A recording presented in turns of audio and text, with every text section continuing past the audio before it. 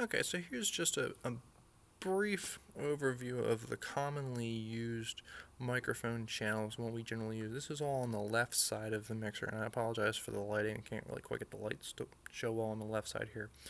But from left to right here, we have the pulpit microphone. Pulpit is the main standing area where the pastor, whoever's giving the sermon, generally stands. So that's a hardwired microphone. It doesn't really move around a lot, but it's very sensitive. So you generally don't need to give that too much room. So I don't know, Sunday maybe I'll bring it up a third of the way. The lectern microphone is same exact type of microphone, but it's over on the right side of the chancel area, at least as far as we're viewing it. So that's often where the person doing the various Bible readings, doing the various prayers, it's very common for them to stand over there towards that microphone. So this one will get a lot more attention because you'll have a lot of different people using it.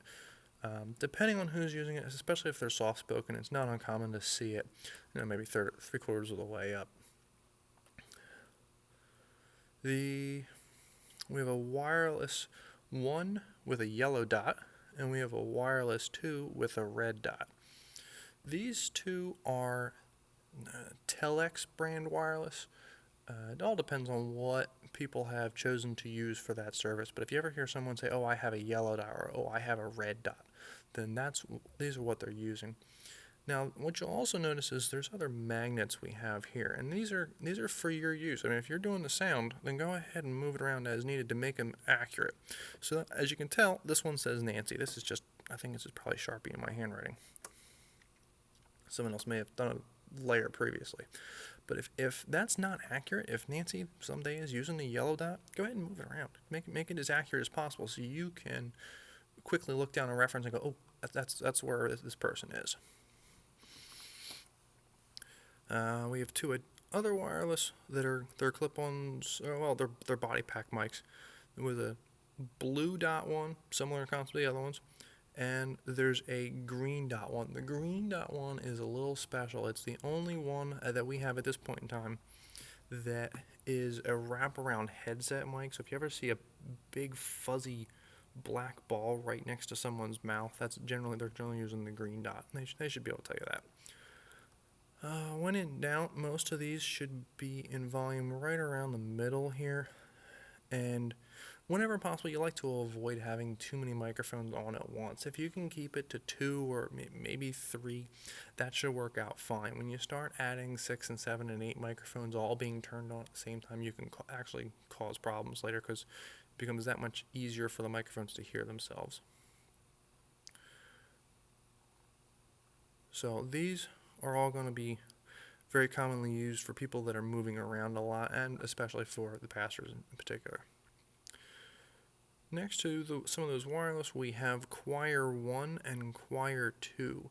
These are white hanging microphones. If you look up front, they're actually above the chancel floor, a good 15 feet or so off the floor.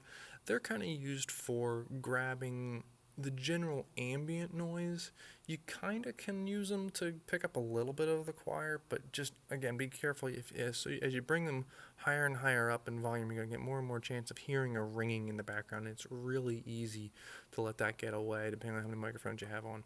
So, depending on what I'm doing with these, and we'll get into recording concepts later, but generally, I like to keep them around here just so that we kind of a little bit of background filled so that you can hear generally what's going on, especially when you're listening to the recording later. So I have a habit of putting them right there about a third of the way up and then unmuting and just kind of leaving them there. They generally don't cause problems if they're only a third of the way up. You start pushing them apart, you're going to have problems.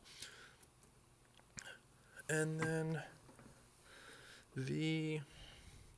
there's these two microphones here labeled handheld wireless, and they have this big dash on them. It's a red dash, and then there's the yellow dash here.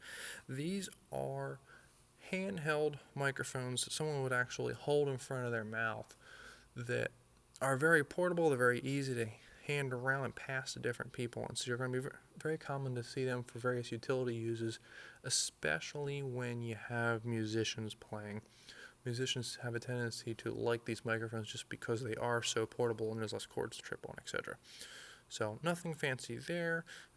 Depending on who's talking, if you have a louder person, you might want to go a little bit above that 0. If you have someone, if you have a louder person, you might probably want to go a little bit below 0. If you have a quieter person, you might want to go a little bit above 0, etc. And then, I don't think you can see them. Just to the right, channels 13 and 14 currently are labeled as Children Choir 1 and Children Choir 2.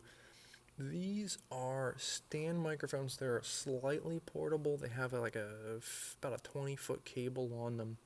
They're very commonly used for the children choir, surprisingly enough. They have a longer boom arm, almost the same design, or similar design at least, to what the pulpit and the lectern microphones look like. So they're going to have a little bit of an extension on them. These four microphones, the two children choir microphones that are on the stands, and then the pulpit and the lectern microphone are all very similar in electronic design.